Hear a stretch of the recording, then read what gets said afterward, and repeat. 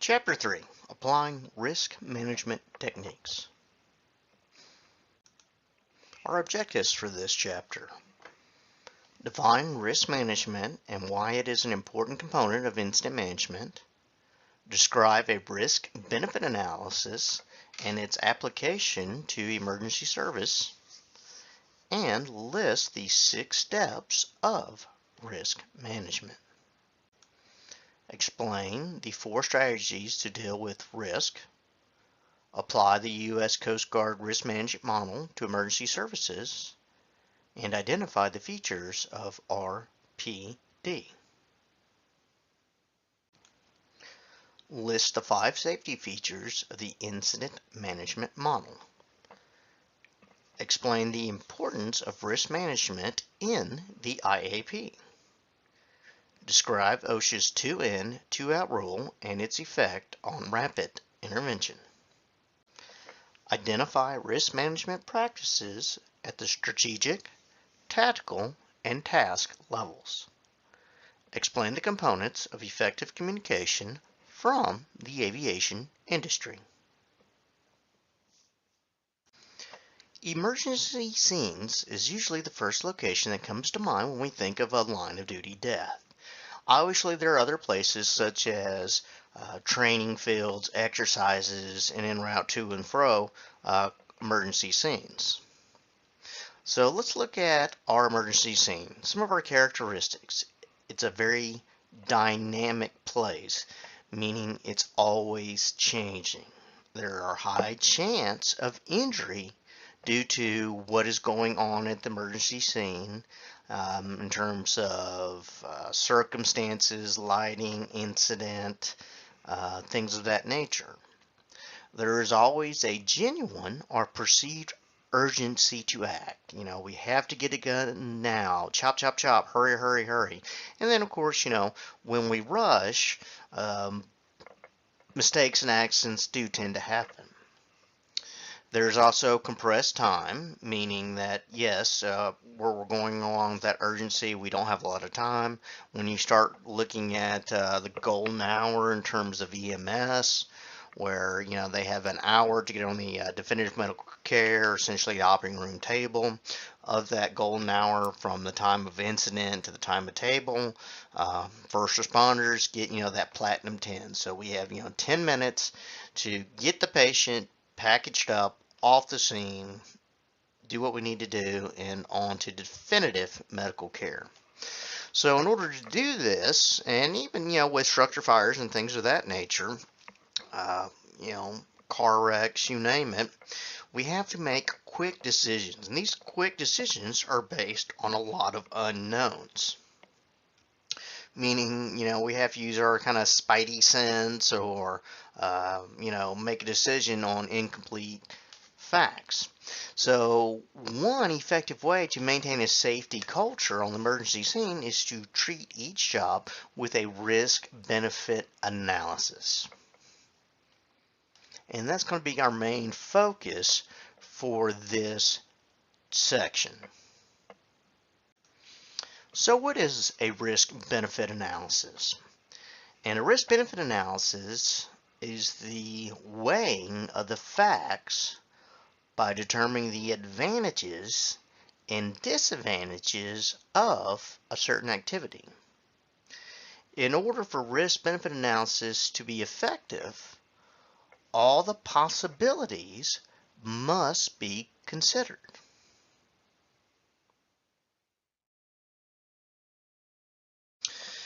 And in order to help you do that, you can look at your pre-incident plans for structures. So in terms of fighting fire, so these pre-incident plans allow responders to create what is known as a boilerplate list when time is not an issue. And many times responders rely on experience and training to do these risk-benefit analysis. So look at a building, do your pre-plan, think about what ifs. What if somebody was trapped here? What would we do when we have time to think about it? If there was a fire in section, corner A, B of this building near flammable liquid containers, what would we do? And this gives you and your crew an opportunity to spitball and come up with ideas and things that you can even train on to be better prepared for these what-if possibilities.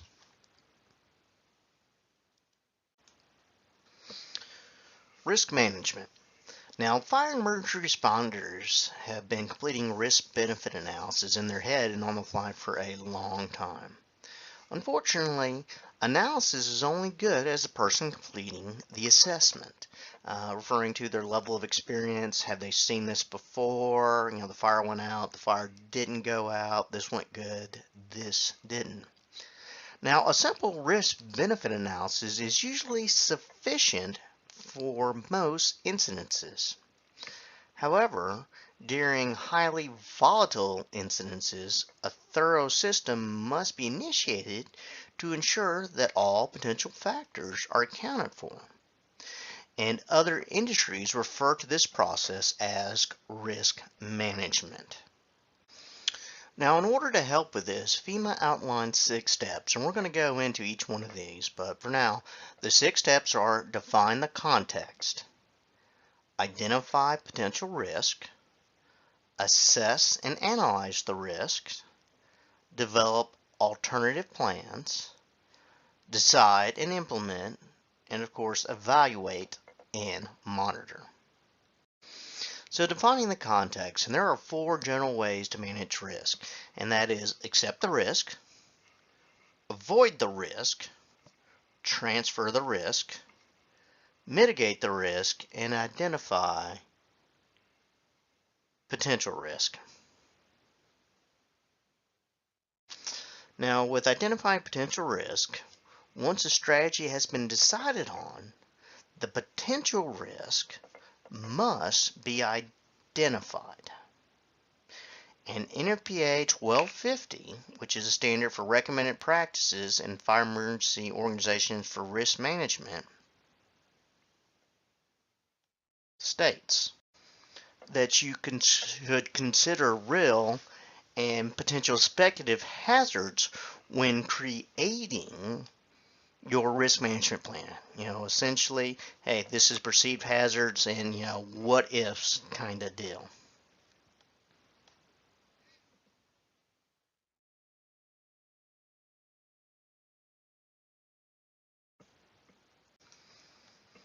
All right, assess and analyze. When the risks have been identified, they need to be analyzed based on their threat to the operation.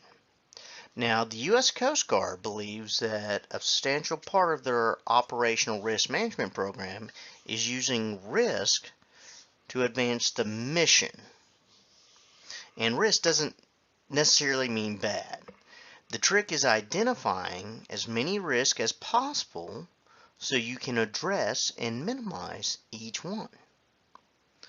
One of the methods the Coast Guard uses for identifying the risk is referred to as the Severity Probability Exposure Model, or SPE. And the SPE model uses 3 components to calculate risk as a number. Now, severity is rated between 1 and 5, probability is rated between 1 and 5, and exposure is rated between 1 and 4. By multiplying the 3 numbers together, we get a number between 0 and 100 that we consider a percentage of risk. Anything more than 80 should be abandoned, whereas anything between 50 and 80 should be reassessed. Now, when using the risk value, it can help you develop your alternative plans. Next, we have decide and implement. Now, fire and emergency services have relied on a simple risk-benefit model preached by Brunacini. We will, in a structured plan, risk a lot to save a lot, meaning, human lives. In a structured plan, we will risk a little to save a little, such as property and pets. And final component of this is we will risk nothing to save nothing, or something that is already lost, essentially. With most procedures, the last step is evaluating and monitoring the plan for desired results. This not only considers the success of the assignment, but also assessing the team and preparing to manage risk in the future. An obvious component of the risk management scoring system is to take into account the equipment and personnel available for the task.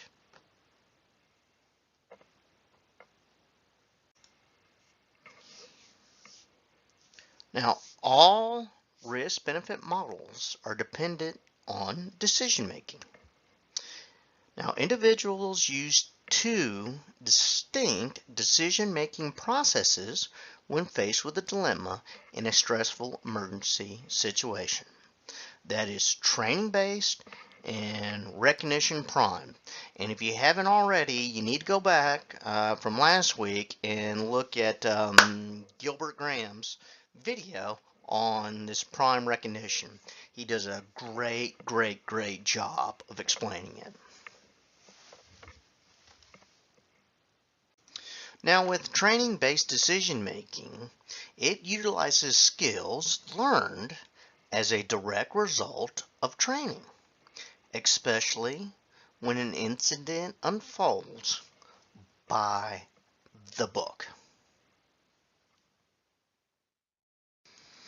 And a good example of this is the little blurb case study in the book about Captain Chelsea, and I always kill the last name, Sullenberg, in the Airbus A320 incident. Now, a good training program is designed to teach proper methods in a repeated fashion so that responders can perform well in emergency situations. Similarly, bad habits that are permitted during drills tend to surface later in incidents, such as, fire drills. So when you practice something, of course, we want to practice it right, because if you practice it wrong, you're going to develop those bad habits.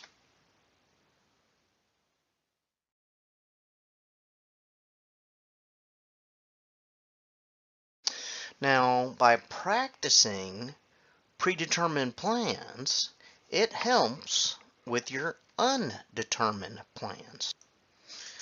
So what do we mean by this? And there's an example here in the text, but let's say that you're trained to do X, Y, Z, but you have a understanding of the situation and you deviate from that plan because you know that it's not going to work, so we need to jump to our next thing in the checklist, our priority. So, in the text, they talk about the Navy captain who ended up in the middle of a minefield.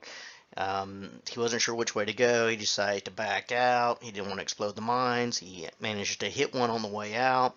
It created a fire, and in their training or their check sheet, they were ordered to, or standing order was to, of course, put the fire out first and then concentrate on the water that's coming in and plug it, if you will, stop it from flowing. Well, the captain is looking at what's going on. He says, hey, you know what? If we don't stop this water, we're going to sink, essentially, and their hoses are going to be ill-effective in any time soon. So why don't we just let the incoming water put the fire out and concentrate on getting the pumps back online and keeping the ship afloat. So that's an example how abandoning the practice and understanding what's going on, but everything that you have learned going toward an emergency or a task can be used to get the job done. So, they skip the step on putting out the fire, but jump straight to what they've been trained on, plugging the leaks. Kind of like the other plan, with the training based, where, everybody's trained on how to ditch or land the aircraft. The aircraft landed on the river, and each time he trained and did it, practicing over and over again, it made him, the captain, more prepared because he was depositing, those little tidbits in that memory Rolodex for the incident.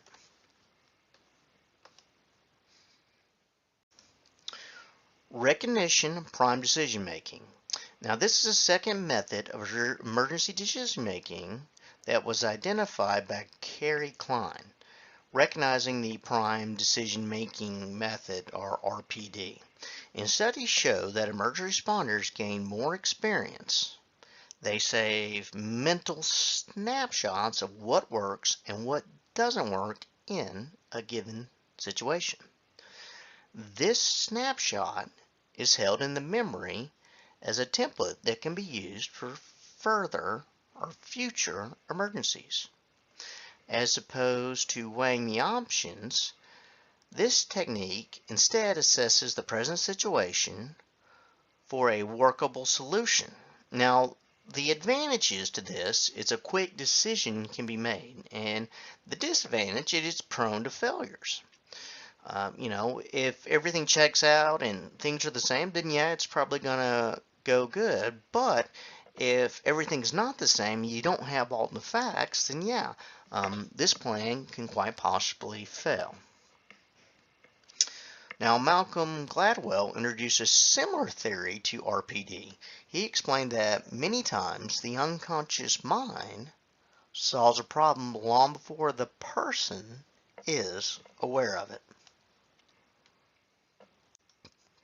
Now, if you've been in public safety any length of time, whether it's police, fire, EMS, I'm quite sure you've heard of NIMS, but we do have to cover it briefly. So the National Incident Management System, or NIMS, was established in 2003 as a result of Homeland Security presidential directives. The intent of NIMS is to be an expandable approach to incident management, allowing federal, state, and local authorities to work together to assist in planning and responding to your domestic incidences.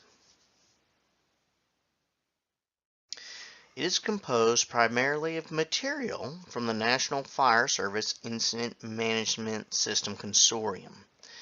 It combined the simplicity of the Fireground system and the expandability of the Incident Command System, ICS, from Firefighting Resources of Southern California Organization for Potential Emergencies, or FireScope, and bringing them together under one all-risk system, or all-hazards approach. Now, in 2000, the group released the second edition of the Model Procedures Guide for Structural Firefighting, which provides process to assist an organization in developing an incident from a single unit resource to a complex campaign. That's kind of helping you grow and expand the incident, but remember how we said earlier that our initial size ups and plans were okay until your resources started becoming overwhelming and you didn't have an effective way to manage everything. So this is kind of where that whole NIMS component comes into play to help manage things. And of course, as I said, this was a result of a presidential directive from lessons learned, post 9/11, where we have to have people speaking the same language so we can actually communicate and get things done. Because when you have different agencies working together and they don't have a common terminology, a common frame, then things are going to get missed. You're going to get duplication of services, and the objectives are not going to get accomplished. Now, with incident management, the guide outlines 5 specific areas of safety in regards to the command structure. And the first is your safety officer, and we'll go in detail on each one of these. The second is scene accountability. Third is emergency traffic. Fourth is rapid intervention. And 5 is responder rehabilitation. Now, the safety officer is one of the most important positions to fill in the command system at growing or significant incidences. The Incident Safety Officer is a member of the command staff who reports directly to the incident commander and assists in observation and evaluation of scene safety.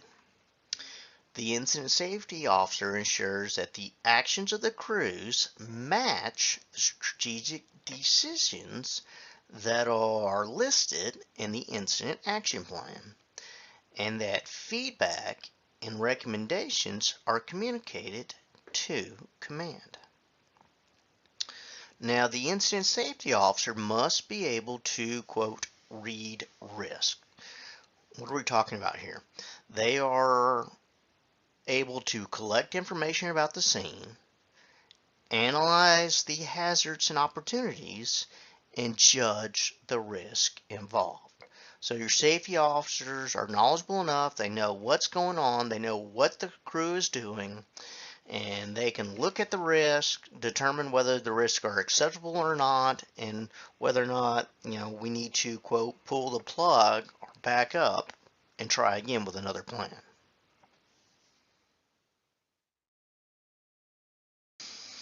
Now, when the safety officer position was new to the command system, it was not uncommon for an available officer to be assigned to the position regardless of their training level.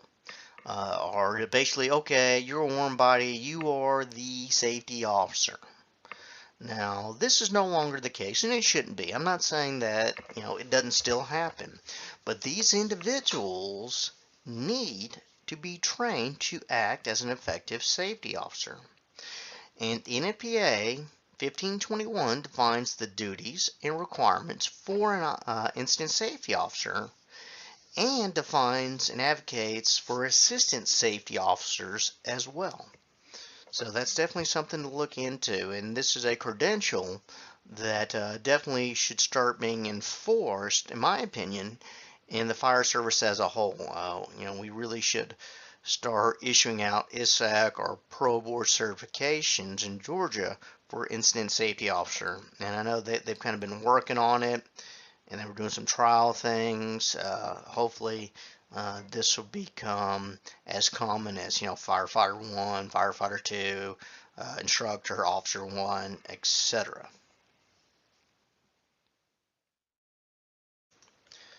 Alright, so our next section is scene accountability, and there's all kind of systems out there. The four most common accountable systems include your tag systems, passport system, barcode scanning, and span of control. Essentially, accountability is knowing who's on scene and who is doing what. Now, maintaining incident scene accountability means utilizing some sort of system, whatever the way, whichever way you want to do, and again, keeping up with everybody. The system must also be able to identify when a member is unaccounted for, usually through personal accountability report, or known as a PAR. And if we look at City of Atlanta with TJ Solomon incident, if you're not familiar with it, he was relatively a new firefighter. It was a holiday, I want to say Thanksgiving. So, most of the leadership or seasoned leadership individuals were off, on PTO, personal time off, and everybody was kind of riding up. Well, there was this abandoned structure that had a fire in it, possibly caused by homeless individuals. It was a very small old mill house. They had the two front doors and a center wall that would divide the two living spaces up, but in this case that center wall had been removed. It looked like it was trying to be remodeled at one point, but fell into disuse. Well, unfortunately the fire got out of control. They decided to go from offensive to defensive and pull everybody out. They did a PAR check, and they accounted for what they thought. They accounted for everyone. Unfortunately, firefighter Solomon was missed in the PAR, and the incident commander at the time just happened to notice that there was a pair of boots and turnout gear he saw running by the front door. So unfortunately, Solomon, ended up dying from his injuries. But they activated a RIP team. They went in. They tried to extinguish the fire. They ended up pulling him out several feet from the door, but he again succumbed to his injuries. It's a very good case study. It's something for you guys to look at and read when you have time if you're not familiar with the story. But this kind of goes back to that accountability.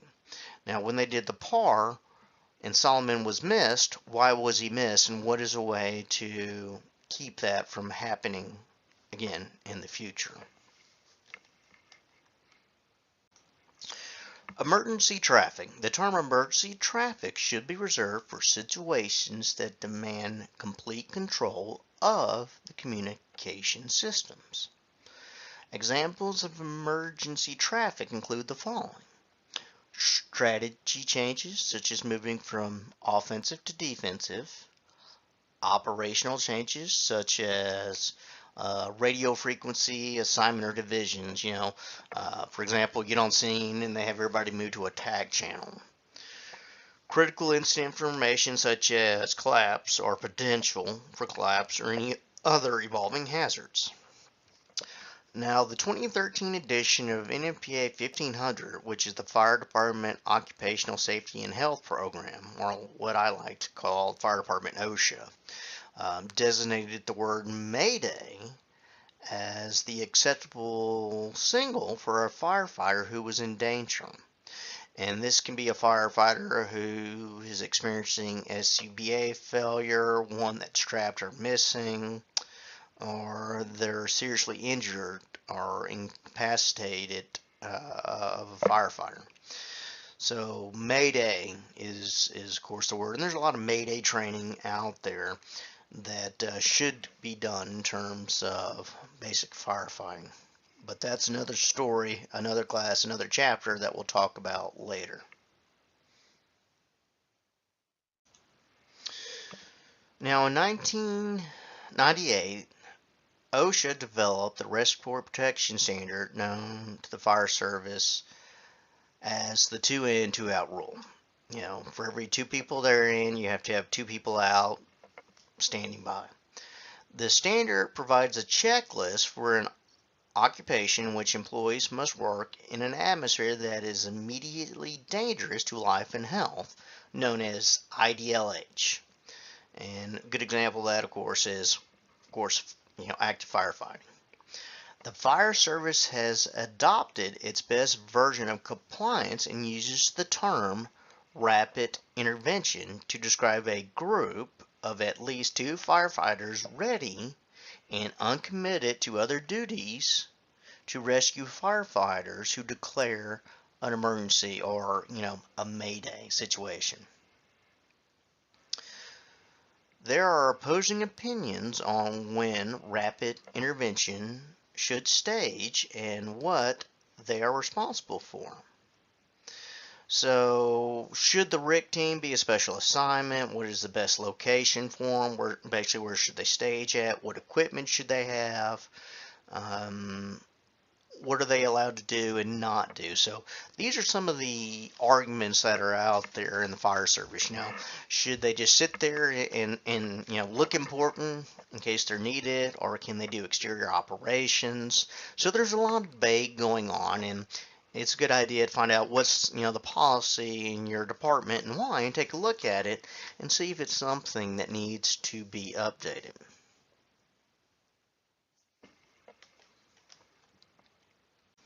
Now, the last component of the model is responder rehabilitation, and rehab is an important part of incident management, and I really don't think we do quite a good job with rehab.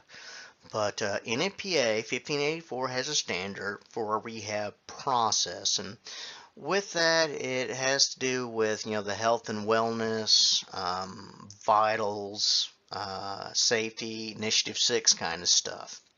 Has to do with dehydration and having medical personnel evaluate such things as hydrogen cyanide poisoning and vital checks. And it's kind of interesting with 1584 and the latest edition that came out. In the past, they used to have kind of like a baseline for vital signs to basically essentially sideline somebody for longer periods of time. Well, what they found out that, you cannot put a line in the sand when it comes to vital signs that encompasses everyone. Meaning some people's blood pressures run lower, some run higher, and they're perfectly fine.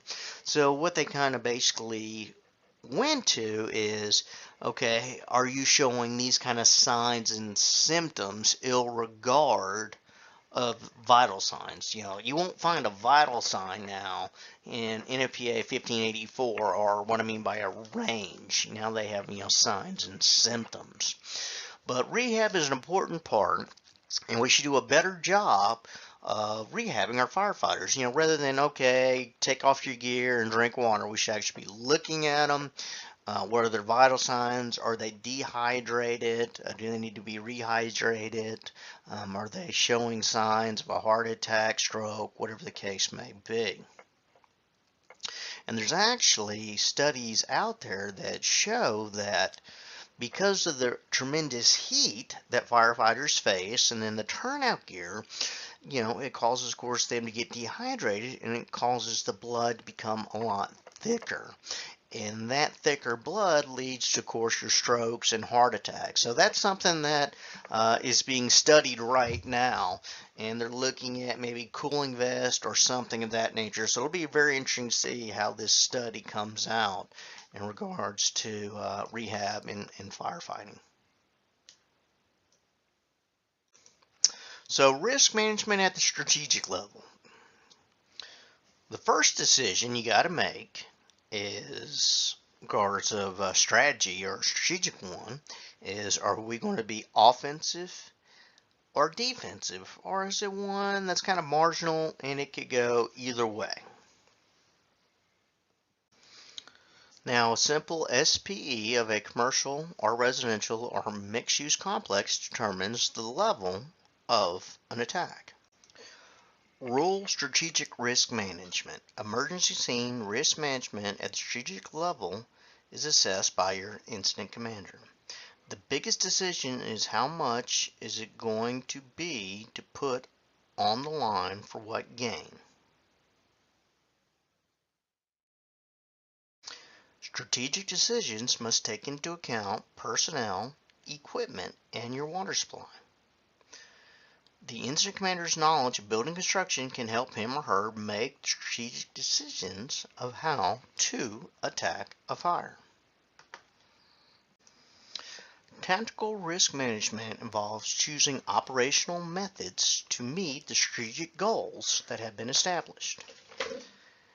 Every idea must be analyzed at the tactical level, and if it does not lower the risk, it should be abandoned.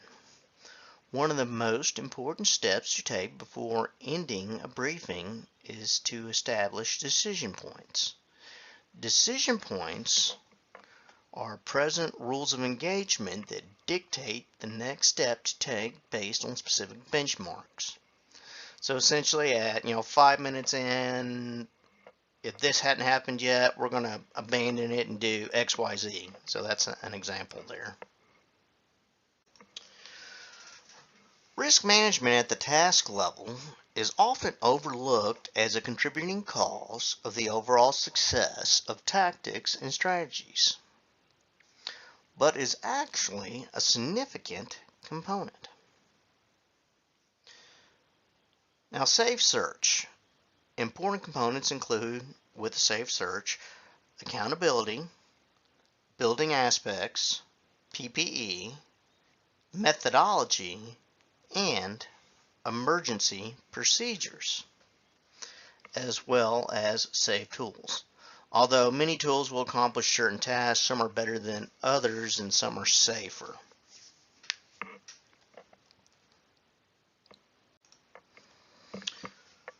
Although situational awareness is considered a new concept of the fire service, the theory is thought to have been introduced in Germany in 1832. For firefighters at the task level, situational awareness involves listening to what both the building and the fire are saying.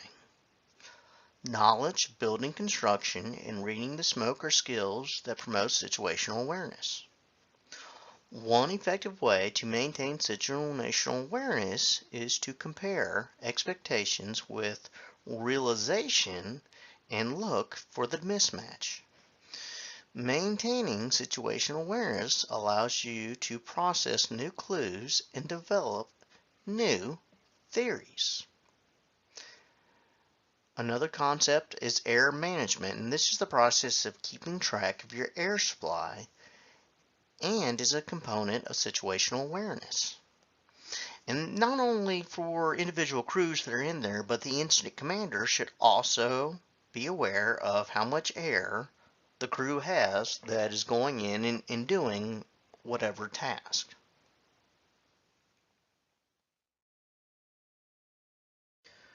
For the fire and emergency services, communication is probably our weakest link. And some reasons for the interference can be excitement, background noise, terminology, or multitasking. Now, investigating how other high-risk professions communicate is a great place to improve our radio communication. And here's some good habits that are learned by looking at other industries. Hail first is one. So that would be like saying, dispatch, engine 17, calling who you're calling for first to get their attention, then who it is. Acknowledge and repeat. Acknowledge that you hear them and repeat what they said. Use sandwich transmissions. Be short to the point, and of course, be polite. The stress of an emergency scene reduces the effectiveness of communication. But by listening closely to the radio traffic in Mayday situations, we learn some important lessons in emergency communication, such as multiple requests. Keep the questions simple and only ask one at a time. Emergency traffic. Respond to the request, then ask questions. The fire is still burning. The rescue is the most important function at the scene, but if the IC gets too caught up in it and forgets about the fire, more will be lost. Say it now, say it later. If we use poor radio practice every day, we are going to do it when we are in a stressful situation. Stay here with me. Know when to break with procedure and allow crews to stay on the same channel. Now, a lot of times, if we look at the incident command system with radio communication, they tend to put everybody on their own individual channel. Okay, what do I mean by this? So let's say you have an interior firefighting crew. They talk on TAC 1. And then the incident commander talks to the leader of that interior crew on a different TAC channel. And then that incident commander talks to, another crew on a different TAC channel. Or, dispatch on a different channel. So that's an example of that and bouncing off different radio channels. So we can improve our fire-ground communications if we study and learn from the airline Mayday situations. The only way to improve our emergency communication is to improve our fire-ground communications. Conclusion: reducing injuries and deaths by studying how we make decisions. Strategic, tactical, and task decisions affect chances of injury or death. Risk management slows the speed of decision making. Communication is where emergency service can make immediate improvements. Integration of risk management techniques is achieved through education, training, and practice. Risk-benefit analysis is a term used to describe the weight of facts by determining the advantages and disadvantages of an action. The SPE model used by the U.S. Coast Guard can be an effective way of measuring risk. Emergency responders use two different methods of decision making. NIMS was created in 2003 to allow an expanded system of emergency incident management. The Incident Safety Officer is an important position in the Incident Command System and reports directly to the Incident Commander.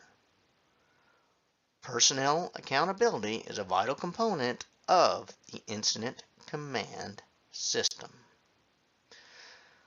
All personnel must understand the procedure to be used for both emergency traffic and a Mayday situation.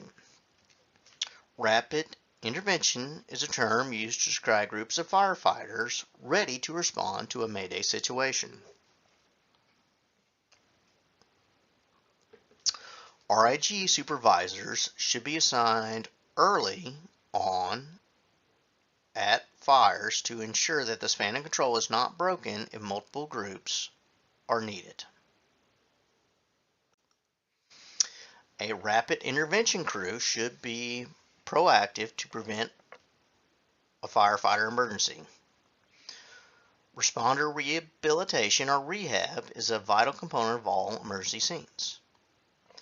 Risk management is important at all levels of incident management, from strategic to tactical and task. Radio communication could be fire and emergency services' weakest link. Okay, gang, so this wraps it up for this chapter. If you haven't already, go ahead and read the chapter and get the review questions done. Until next time, be safe and have a great day. As always, you can reach me by email at aroberts@athenstech.edu, or you can reach me in my office at 706-357-0162.